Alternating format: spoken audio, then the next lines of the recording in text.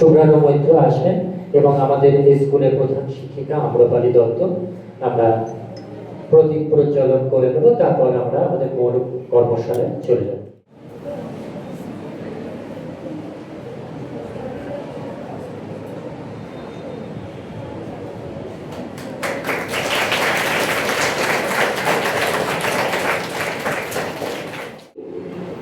আমাদের মধ্যে উপস্থিত হয়েছেন নদিয়ার বিখ্যাত নাট্য সংস্থা কৃষ্ণনগর রূপকথার কর্ণধার নাট্য ব্যক্তিত্ব ত্রিশিব মৈত্র মহাশয় এবং তার দলের সকল সদস্যকে আমরা বেথুয়াডহরি গার্লস হাই স্কুলের পক্ষ থেকে আন্তরিক শুভেচ্ছা অভিনন্দন জানাই। আমাদের মধ্যে উপস্থিত রয়েছেন বিদ্যালয় পরিচালন সমিতির সভাপতি শ্রী কমলেশ বিশ্বাস মহাশয় এবং পরিচালন সমিতির শিক্ষানুরাগী শ্রী শুভেন্দু নন্দী মহাশয়। তাদেরকেও আমরা আন্তরিক শুভেচ্ছা জানাই এবং শুভেচ্ছা জানাই আমার সকল শিক্ষিকা যারা তাদের পরিশ্রম দিয়ে আজকের এই অনুষ্ঠানটাকে সফল করার উদ্যোগ গ্রহণ করেছেন এবং সর্বোপরি তোমরা যারা আজকে ভালোবাসার টানে, নাটকের প্রতি ভালোবাসার টানে তোমরা অংশগ্রহণ করেছো। আমি ভীষণ খুশি এবং এই ধরনের অনুষ্ঠান আমার স্কুলে প্রথম। আমি সত্যি ভীষণ আপ্লুত যে নাটকের মতো শিল্পকে বাঁচিয়ে রাখার জন্য এই ধরনের ওয়ার্কশপের বিশেষ প্রয়োজন। কারণ আমি নাটকের পরিবারের মেয়ে, আমার বাবা মা দুজনেই নাট্য ব্যক্তিত্ব ছিলেন, আমি নিজেও নাটক করি। সেই জন্য এটা আমার কাছে ভীষণ আনন্দের একটা আজকের দিন যে আমি এই ধরনের অনুষ্ঠান আয়োজন করতে পেরেছি। আমাদের সংক্ষিপ্ত পরিসর, আমাদের কিছু করার নেই। যাই হোক, ত্রিশিবদাকে অনুরোধ একটু মানিয়ে গুছিয়ে নিয়ে আমাদের মেয়েদেরকে নিয়ে ওয়ার্কশপ যাতে চালিয়ে যান। অনেক অনেক ধন্যবাদ। প্রথমে আমাদের পরিচালন সমিতির সভাপতি শ্রী কমলেশ বিশ্বাস মহাশয়কে আমি আজকের এই অনুষ্ঠানের জন্য কিছু বলার জন্য অনুরোধ করছি।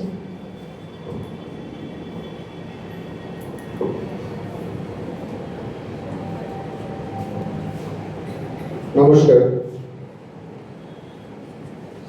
রূপকথা কৃষ্ণনগর তাদের তরফ থেকে আমাদের স্কুলে আজকে যে নাটকের ওয়ার্কশপ করা হচ্ছে তার জন্য সংস্থাকে আমি আন্তরিকভাবে ধন্যবাদ এবং অভিনন্দন জানাই। আমাদের যিনি প্রধান শিক্ষিকা আছেন সেও একজন নাট্য ব্যক্তিত্ব, ভালো লেখেন, অভিনয় করেন, ভালো গান করেন, বহু গুণের অধিকারী তিনি। এবং উনি স্কুলে আসার পর থেকে আমি লক্ষ্য করছি আমাদের স্কুলে একটা কালচারাল পরিবেশ তৈরি হয়েছে এবং আস্তে আস্তে সেটা ডেভেলপ করছে।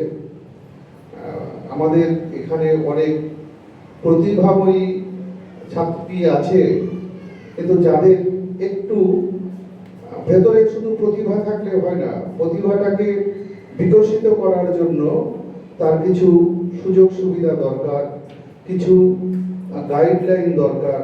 কিভাবে অভিনয় করতে হয়, কিভাবে দাঁড়াতে হয়, স্টেজে কথা বলতে হয়, স্বগত উক্তি কিভাবে করতে হয়, এগুলো শেখার বিষয়। এগুলো না শিখলে হয় না। নাট্যশাস্ত্রটা একটা বিরাট বড় শাস্ত্র, যেটা আমাদের পঞ্চম বেদ হিসাবে পরিচিত। এর শেষ নেই, প্রচুর শেখা, সারা জীবন ধরে শিখেও এটা শেষ করা যাবে না। তবে বেসিক কিছু শিখলে অন্তত স্টেজে দাঁড়িয়ে মানুষের মনোরঞ্জন করা যায়। এবং এই মনোরঞ্জনের মাধ্যমটা আজকাল যেন আস্তে আস্তে পিছিয়ে পড়ছে, সেই রকম পরিচর্যা নেই, তার সাথে চর্চাও নেই, কমেছে, অনেক কমেছে। তার জন্য অনেক সামাজিক পরিবেশ দায়ী। মানুষ এখন টিভিমুখী বেশি। আমাদের বেথুয়াডহরিতে একটা নাট্য উৎসব হয় দেশবন্ধু স্মৃতি পাঠাগারে, আপনারা নিশ্চয়ই জানেন, হয়তো করেও গিয়েছেন এখানে নাটক। আগে প্রচুর দর্শক হতো, একদম ভর্তি থাকতো প্যান্ডেল। সেখানে এখন এবছর দেখলাম একটুখানি ভালো, অন্তত শেষ পর্যন্ত 250-300 দর্শক ছিল শেষ পর্যন্ত। আগে থাকতো না, ওই 50, 100, 150 দর্শক নিয়ে শুরু হতো, এবার অনেকটাই ভালো লেগেছে। ঠিক সেই রকম নাট্যচর্চা যদি সঠিকভাবে করা যায়, মানুষের বিনোদনের মাধ্যমে এটা হিসাবে একটা সময় অগ্রগণ্য ছিল, কিন্তু বর্তমানে পিছিয়ে পড়েছে টিভি অত্যাচার। টিভিতে যা খাওয়াচ্ছে মানুষকে, টিভি সিরিয়ালগুলো মানুষকে আমার মনে হয় একটু নিজেদের স্বার্থপর করে দিচ্ছে, বিচ্ছিন্ন করে দিচ্ছে। তারপরে আমার মনে হয় সেগুলো যা দেখাচ্ছে সেগুলো সমাজের সঠিক প্রতিচ্ছবি নয়। প্রধান শিক্ষিকা আম্রপালি দত্ত, যিনি আমাদের শহরেরই মেয়ে। আমার বোন, আমি এই স্কুলে এসেছি এবং যারা ম্যানেজিং কমিটিতে আছেন তাদের সবাইকে আন্তরিক শুভেচ্ছা জানাচ্ছি। আমরা প্রতি বছর নদিয়া জেলার বিভিন্ন বিদ্যালয়ে গিয়ে বাচ্চাদের, ছাত্রছাত্রীদের আমরা নাট্য কর্মশালা করা এবং তারা যাতে নাটকের প্রাথমিক শিক্ষাটা নিতে পারে সে আয়োজন করবার আমরা চেষ্টা করি। আসলে দাদা বললেন একটু আগে যে নাটক তো একদিনে শেখা যায় না, এটা একটা দীর্ঘকালীন একটা প্রসেস। তা সেইখানে একদিনে আমরা যতটুকু অন্তত নাটক করতে গেলে যেগুলো শিখতে হয় সেইগুলো একটু একটু দিক আমরা দেখিয়ে দিয়ে যাব। তারপরে যারা ইন্টারেস্ট পাবে তারা নিশ্চয়ই তারপর তারা খুঁজে নেবে। বেথুয়া ডৌরিতে অনেক ভালো ভালো থিয়েটার গ্রুপ আছে, সেখানেও তোমরা কাজ করতে পারো। আমরা ভবিষ্যতে আসবো, তোমাদেরকে আবারও শেখাবো। আমরা শুরু করব আমাদের উদ্বোধনী সঙ্গীতের মধ্যে দিয়ে আমাদের আজকের অনুষ্ঠান আমরা শুরু করছি।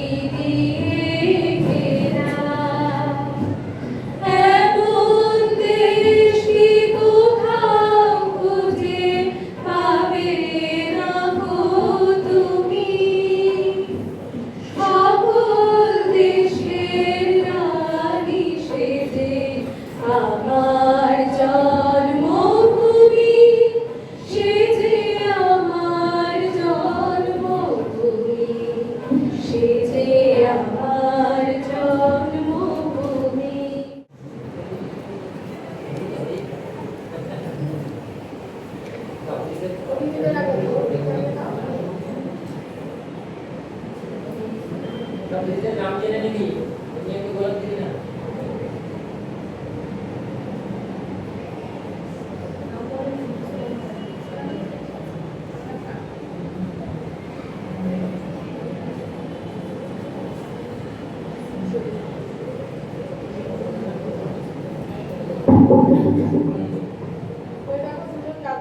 আমাদের কর্মশালা শুরু করব। আমরা সবাই একটু দাঁড়িয়ে পড়ি, যারা আছি এখানে সবাই দাঁড়িয়ে পড়ি।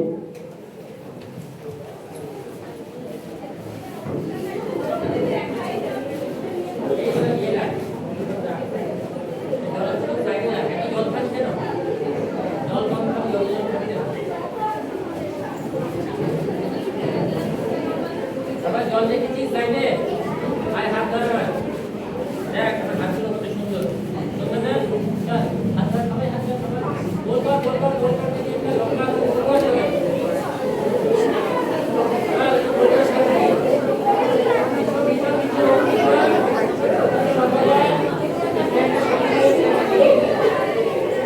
ওই গ্লাসটা কার, উপরটা কার, আমি বাড়ি নিয়ে চলে যাবো। কার বোতল মাঝখানে রেখেছে? গোল কর মনে করে।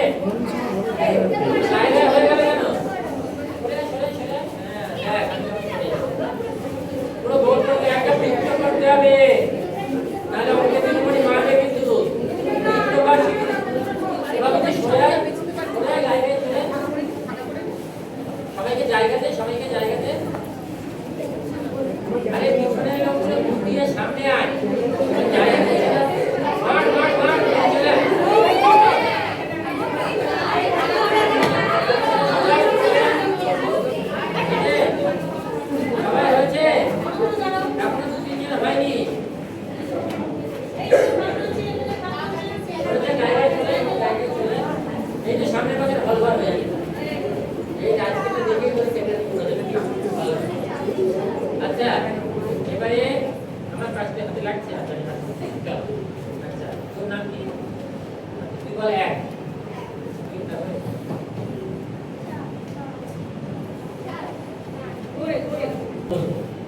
এক কে বলেছিল?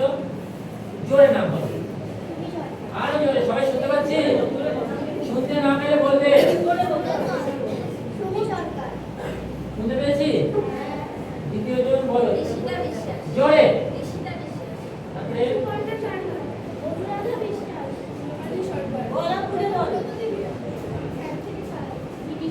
আরো জোরে বল। হ্যাঁ।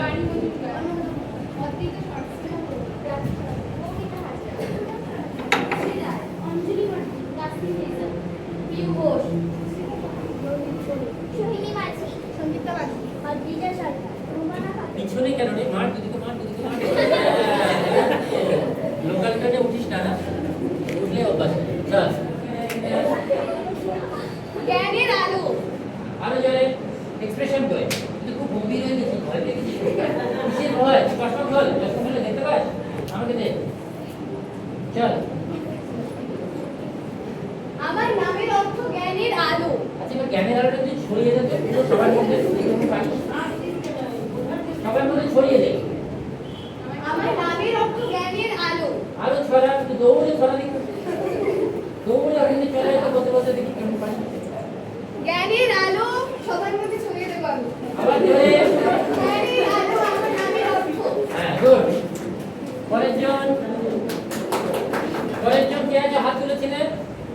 হাত তুলেছিলেন? তুই হাত তুলেছিল? তুই হাত তুলেছিলি? কি নাম তোর? পত্রিকাতে শোনায় তোর নামের মানে পত্রিকা জানিস? তাহলে কর। আচ্ছা, উপরে লিখতে পারো। চল জোরে। আমার নাম মৌসুমী। এটা ছবি তুলতে থাকবে। আমার নাম মৌসুমী। আমার নামের অর্থ শীতল জলবায়ু। কি? শীতল জলবায়ু। চল বোঝা, শীতল জলবায়ু কি করে বোঝা? আমার নাম মৌসুমী। আমার নামের অর্থ শীতল বায়ু। শীতল শীতল বায়ু। জলবায়ু।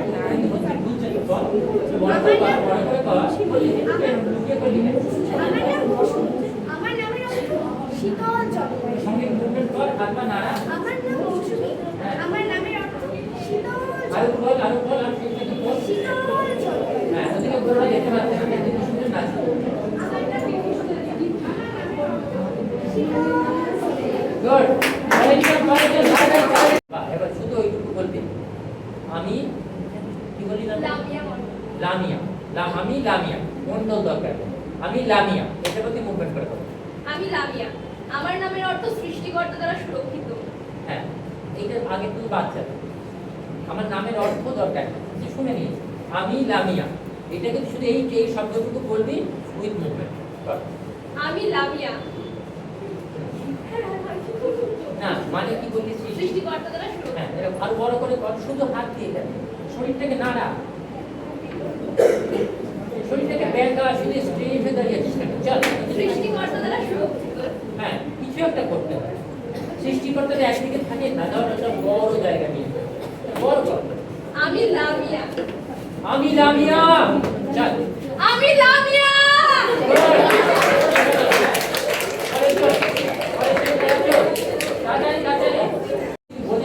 দেবতা কোথায় থাকে? মাটির নিচে? কোথায় থাকে? দেখা কোথায় থাকে? বল। আমার নাম দেবাঙ্গী বিশ্বাস। আমার নামের অর্থ দেবতার অংশ। হ্যাঁ, এবারে এইটা না যে আমার নাম দেবাংশী বিশ্বাস, এটা না। মানে তুই যে আমি দেবাংশী, কি বলি? দেবাঙ্গী। দেবাঙ্গী। তুই ওই যে আমার নাম এটা বলছিস, আমি বলছি যে দেবাঙ্গ দেওয়া হতো না। জাতিভেদ প্রথা ছিল।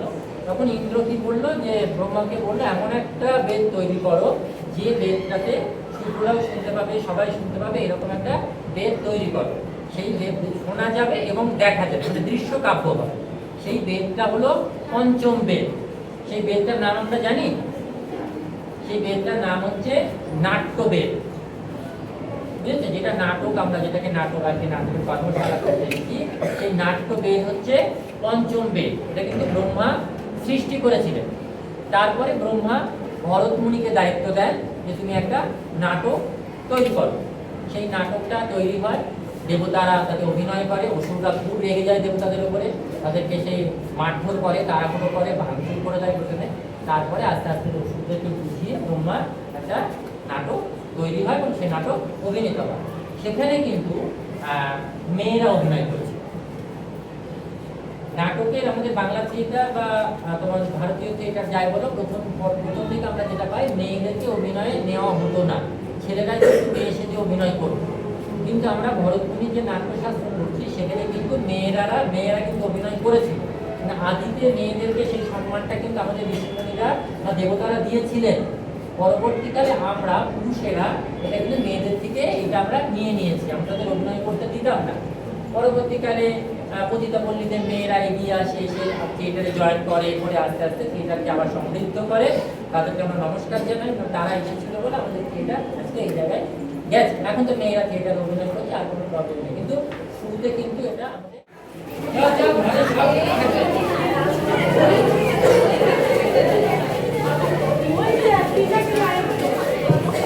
হ্যাঁ, আমরা হাঁটতে থাকি, কেউ কারোর সঙ্গে গায়ে টাচ করবো না, কেউ কাউকে টাচ করবো না।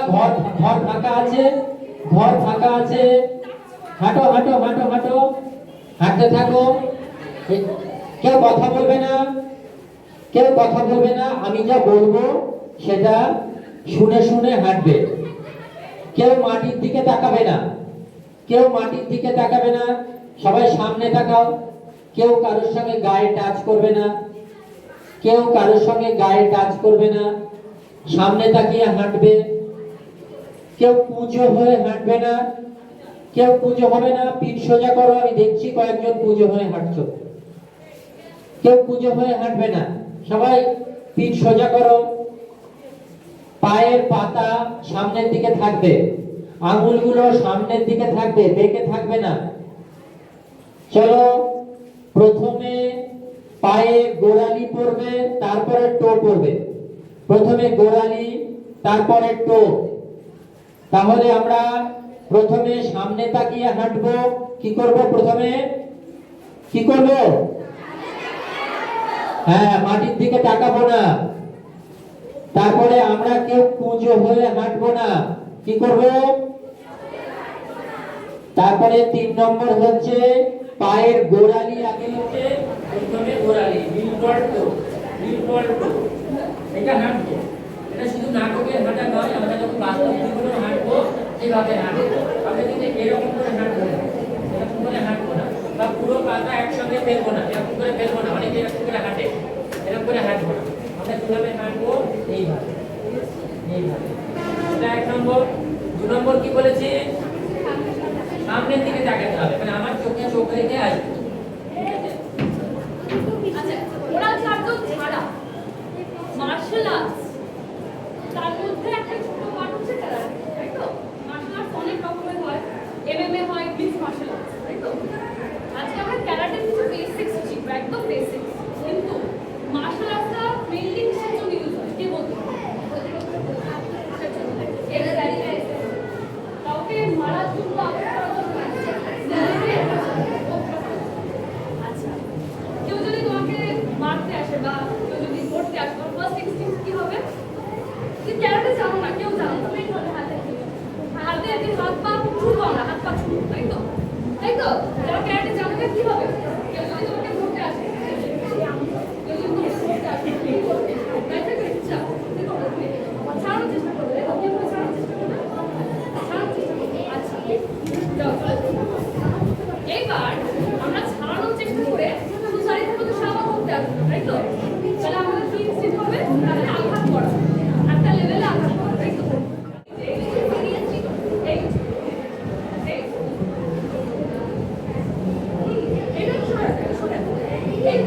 এইটা ফিজিক্স, তাই তো? অপোজিট রিঅ্যাকশন হবে, এইটা যত জোরে রিঅ্যাক্ট করা যায়, যত রিঅ্যাক্ট করা হবে, তাই তো? এটা হলো ওটা খুলে যত বেশি এটা যত জোরে আসবে এটা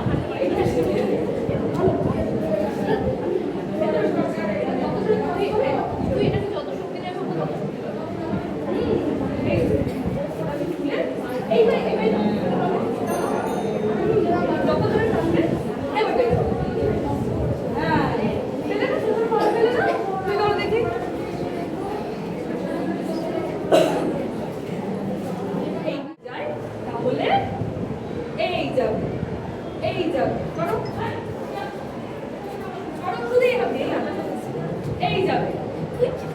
এক্স্যাক্টলি বাইপার যেরকম হয় এই এভাবে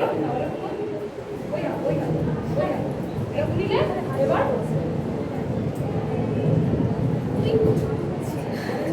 এই ওয়াইপ করো দেখি তুমি ওয়াইপ করো ওই হাত দিয়ে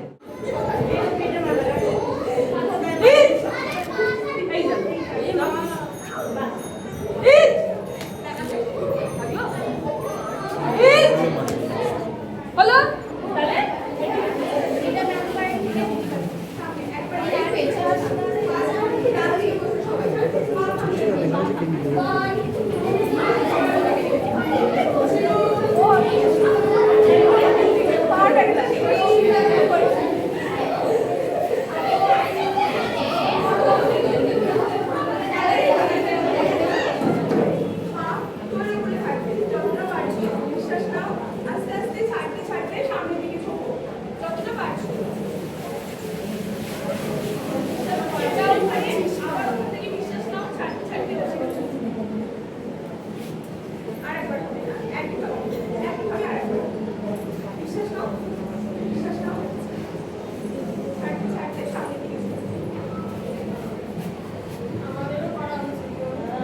তাহলে আবার নিঃশ্বাস নাও ছাড়তে ছাড়তে ওঠো ফার্স্ট আমরা করব হাত হলো আমরা হাত দিয়ে ঘোরাবে আবার উল্টো উল্টো একই ভাবে উল্টো পরের বার করো উল্টো ঘোরাও এবার হাত আপ ডাউন হবে চলো 1 2 3 4 5 এবার রাউন্ড করে ঘোরাবে চলো 1 2 3 আবার উল্টো 1 2 3 বলো এবার করো আবার করে নাও সবাই চলো 1 2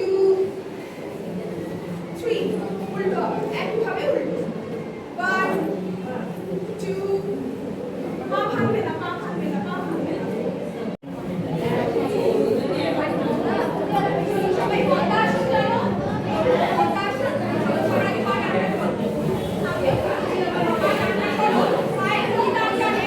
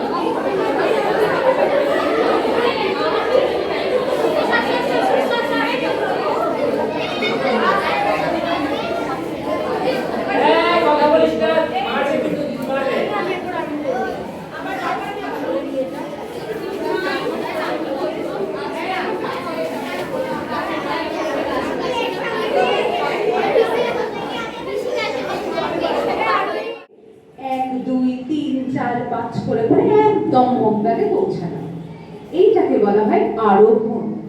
তোমরা নিশ্চয়ই আরোহণের মানে জানো, মাটির নিচ মানে মাটির নিচ বলছি, মাটি থেকে একদম উপরে ওঠা, এটাকে বলা হয় আরোহণ।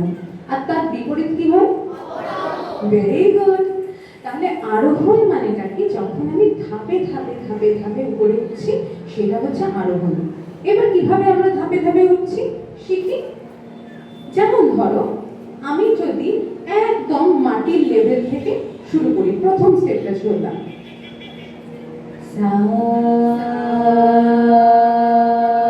আমার সাথে সাথে করতে হবে কিন্তু সা, সবাই জানলা দিয়ে যারা দেখছো তারাও কিন্তু সা,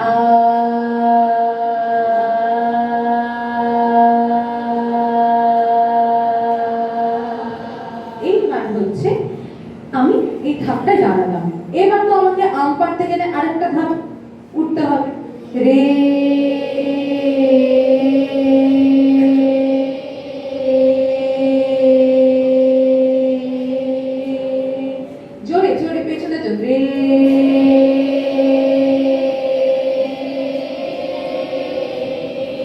এইবার আরেকটা ধাপ উঠবো, গা।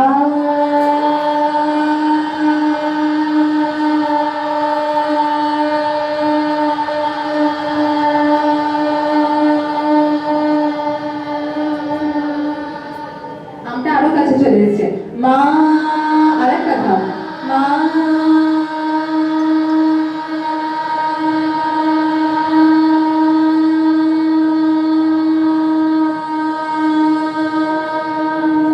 খুব কাছে চলে এসেছে, পা।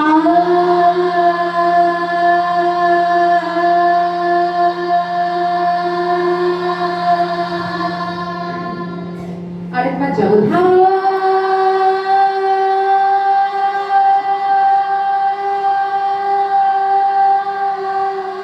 একেবারে রাদের কাছাকাছি চলে এসেছি, নি। পেছনে একজন, ওই শুনতে পাচ্ছি না তো, নি।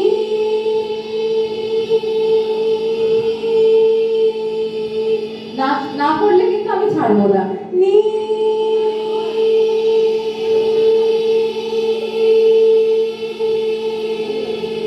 একদম আমের কাছাকাছি চলে এসেছি, এবার আমটাকে পারবো, সা।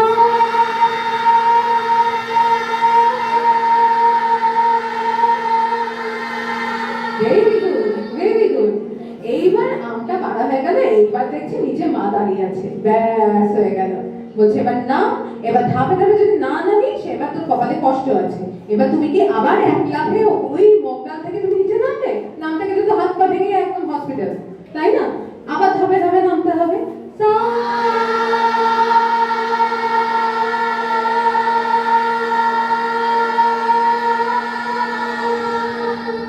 একটা স্টেপ নামছি, নি।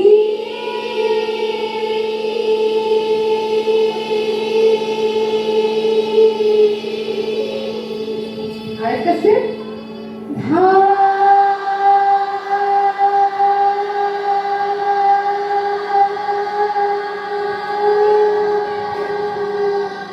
আরেকটা স্টেপ, পা।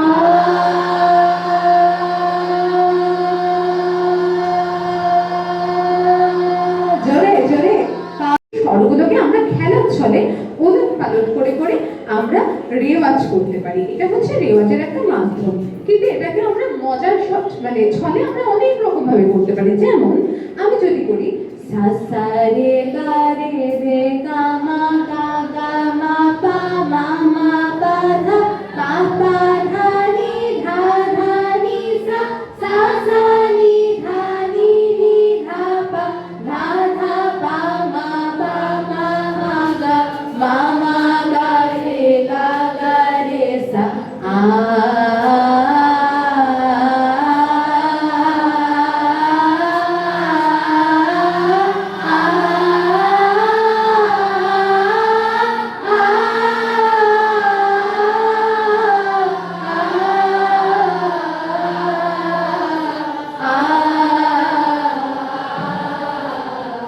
খুব ভালো, খুব সুন্দর। মিষ্টি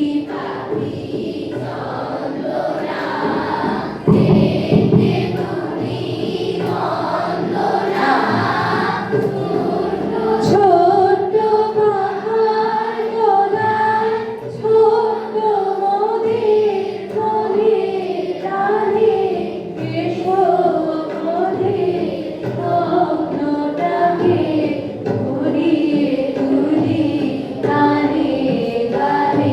আরেকবার করে দিই, রেডি, ফাইনাল, এটা কিন্তু ফাইনাল। 1 2 3 1 2 3। মিষ্টি পাখি চন্দনা দেখতে তুমি মনোরা ছোট ছোট পাহাড় গোলায় ছোট ছোট মনে টানে এসো মোদের স্বপ্নটাকে ঘুরিয়ে ঘুরিয়ে গানে গানে। খুব সুন্দর, হাততালি সবাই জন্য, সবাই হাততালি। আচ্ছা, গানের ক্লাস কি সবার ভালো লাগছে? আচ্ছা, আজকে তো নাটকের কর্মশালা হচ্ছে, তাহলে এত কিছু কেন শেখানো হচ্ছে একটু বোঝা যাচ্ছে তো? কেন বলো তো? হ্যাঁ, তা সঙ্গীতের কি ভূমিকা আছে বুঝতে পারছো? কি বলো তো? হ্যাঁ, অনেক সময় কথা ছাড়াও গানের মধ্যে দিয়ে নাটকের কোনো একটি পরিস্থিতি প্রকাশ করা হয়, কোনো ভাব প্রকাশ করা হয়। তাই সেক্ষেত্রে সঙ্গীতের একটা বড় ভূমিকা আছে, তার জন্যই এটা করানো হচ্ছে। হ্যাঁ, আচ্ছা, সময় তো খুব কম, আমরা আর একটা গানের শুধু স্থায়ীটুকু একটু শিখবো। হ্যাঁ, আচ্ছা, আমি কথাগুলো একটু বলি, দেখো তোমাদের জানা আছে কিনা। সকাতরে ওই কাঁদিছে সকলে, জানা আছে? হ্যাঁ, অনেকেরই জানা আছে মনে হচ্ছে, তাই তো? ঠিক আছে, আমি তাহলে গানটা শুরু করি। হ্যাঁ, একটা করে লাইন আমি গাইবো, একটা করে তোমরা গাইবে, ঠিক আছে?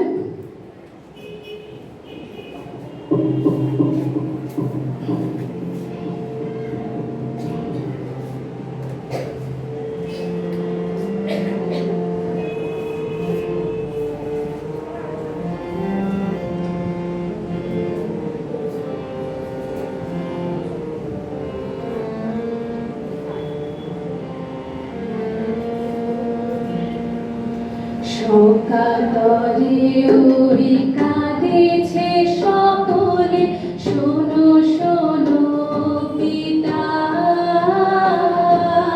কহো কানে কানে, শোনাও প্রাণে প্রাণে, মঙ্গল বারতা।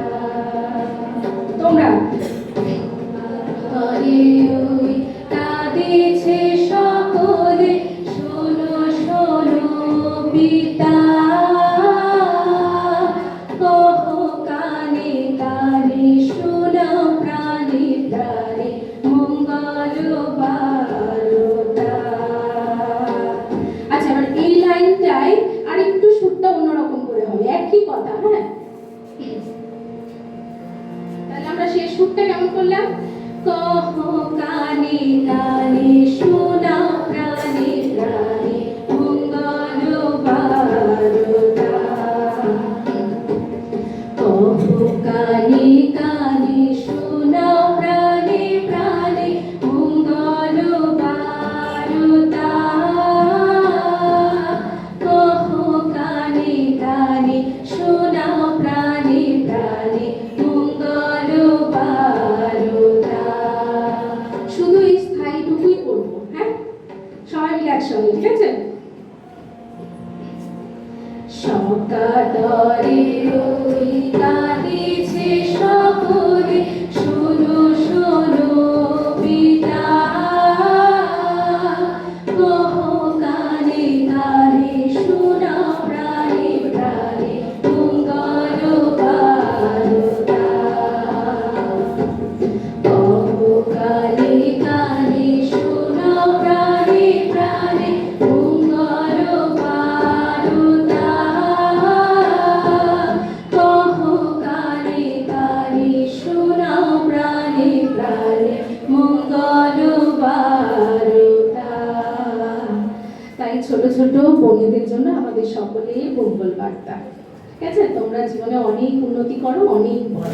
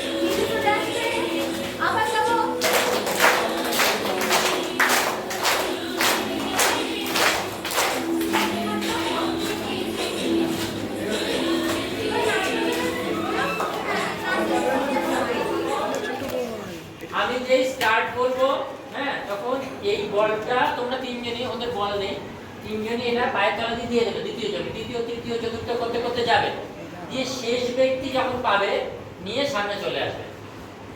কে সামনে আসতে পারে প্রথম সেটা দেখো, সেই টিম কিন্তু জিতে গেল। ওদের বল নেই, ছোট বল নিবি কেন? এটা অসুবিধা হবে।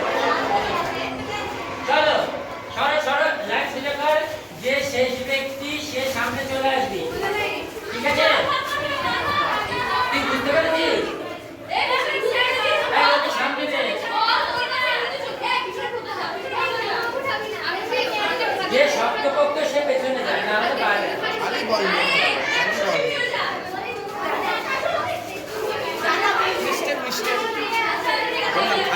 নিয়ে সামনে চলে আসবি, চল। রেডি, সবাই রেডি?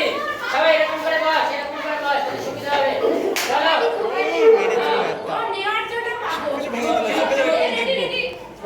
2 3 স্টার্ট, চলো।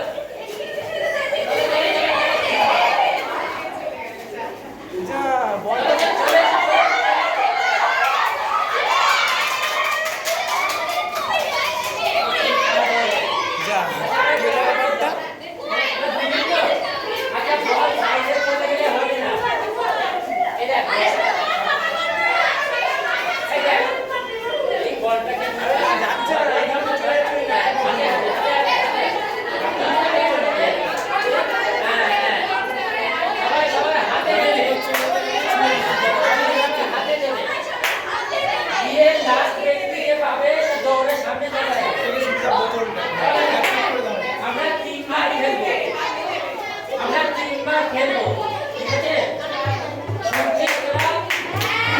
তিনবার খেলবো আমরা, তার মধ্যে যে টিম ফার্স্ট হবে সে ফার্স্ট হবে।